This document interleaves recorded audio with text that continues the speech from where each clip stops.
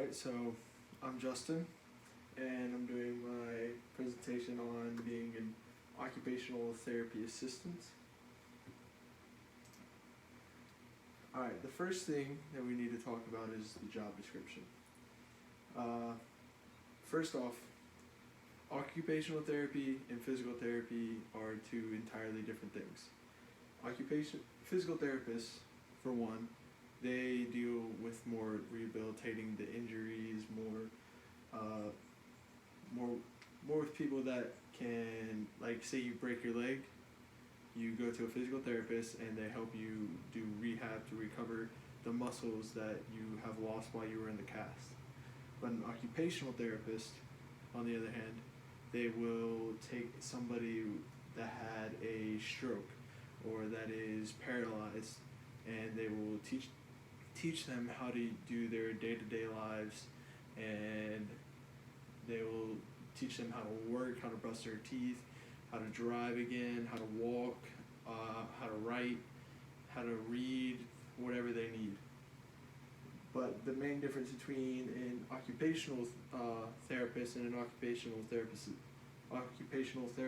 therapist assistant is that the therapist is more involved in the setting and the evaluating of the skills, that evaluating of the goals that were set. But the occupational therapist assistant, or an OTA, they help the patient one-on-one.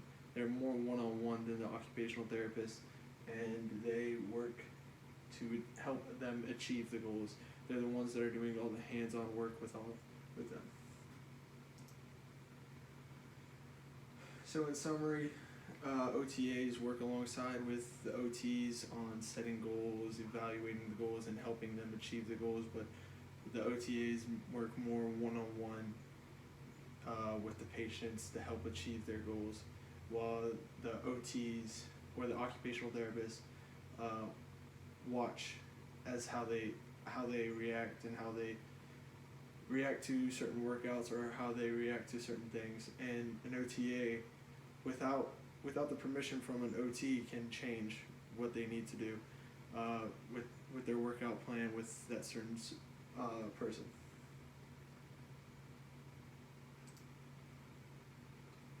The growth outlook for being an OTA is on very much the rise. It's said in the next 8 to 10 years that it's gonna grow, that the industry is gonna grow by 28%, and that was from a study back in May of 2018. And then there's another study from the Bureau of Labor and Statistics that show that it's gonna grow by the year 2028 by 32%.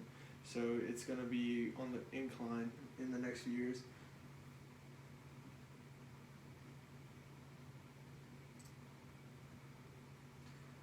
Education requirements.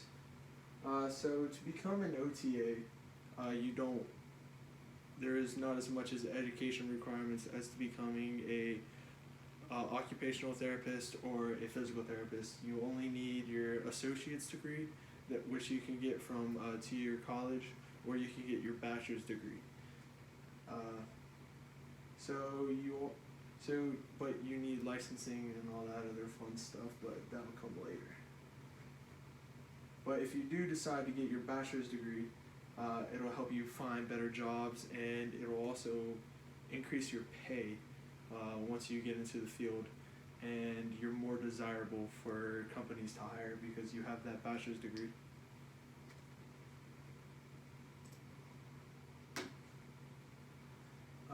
Your certification. There are 5 steps on getting your certification and your licensing to becoming an OTA.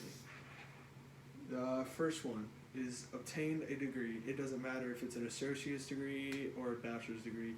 You need at least an associate's degree to become a licensed OTA. You need to complete your state's clinical requirements. Clinical requirements like working in a hospital with doctors and patients and getting more hands-on experience. You have to pass the national criteria to become a OTA, and you also have to apply for your state licensing. When you apply for your state licensing, you take a test, and it will cost up to $60 to get your licensing. And then after that, you just start applying for OTA jobs.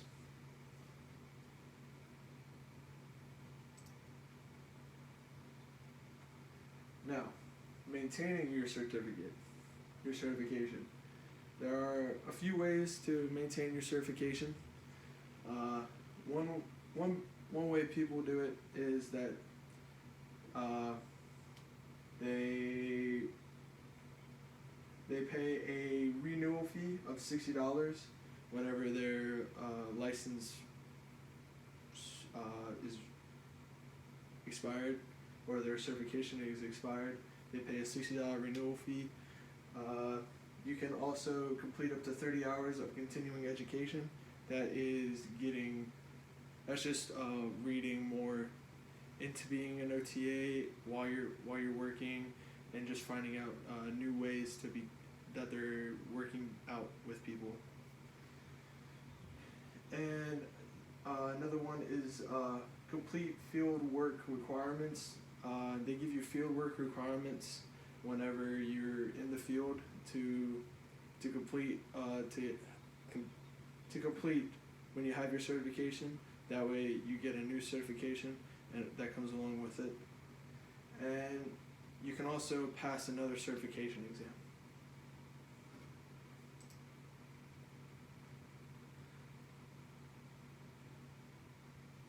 Now, schools. There are a lot of different schools out there to become an OTA.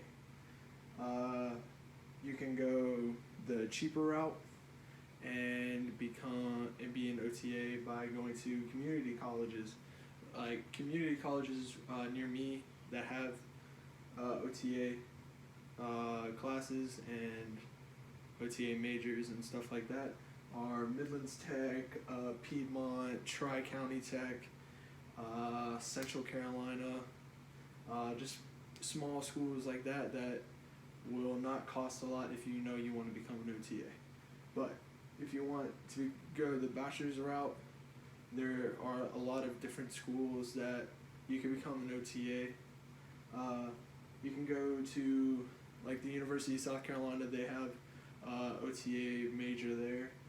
You can go to the University of Cincinnati.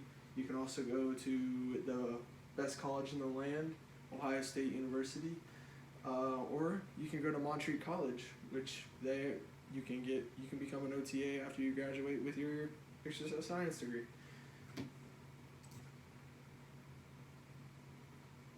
Now, there are a lot of organizations out there that you need to know about to become an OTA. The first one is the American Occupational Therapy Association. They help with all therapists. It doesn't matter if you're an actual therapist, or you're a physical therapist, or you're a occupational therapist. It doesn't matter. You have to go by their rules. And the National Board of Certification of Occupational Therapy, they're the group that gives you your certification to become an occupational therapist. So they are kind of the big dogs on the block whenever it comes to occupational therapy. Occupational Therapy Association of California. You're really clear of that if you're not inside California, because they have a lot of rules that OTAs have to follow. And the next one's also a California-based place. It's California Foundation of Occupational Therapy. They also set a lot of rules for occupational therapists and occupational therapist assistants and aides. And then American Society of Hand Therapists. I have no idea who they are. I did a lot of research, and I could not find anything on them. And that's just to name 6 of the organizations that you need to know about whenever you're in the field becoming an OTA. Now, here's the big thing. Pay.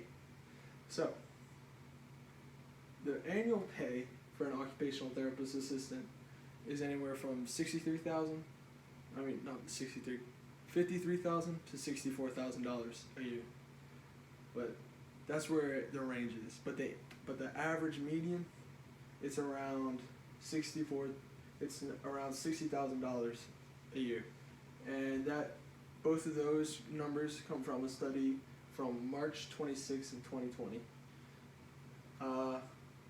Now, with an average salary of around $60,000, you're probably looking around $29 an hour whenever you're being paid to become an occupational therapist assistant.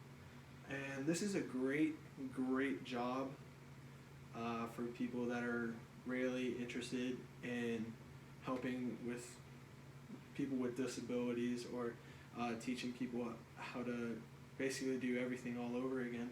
It's really hands-on, it's a real hands-on experience, and it's a great job whenever you're coming out of college or your community college, wherever you go, to get out and do something really good for your community.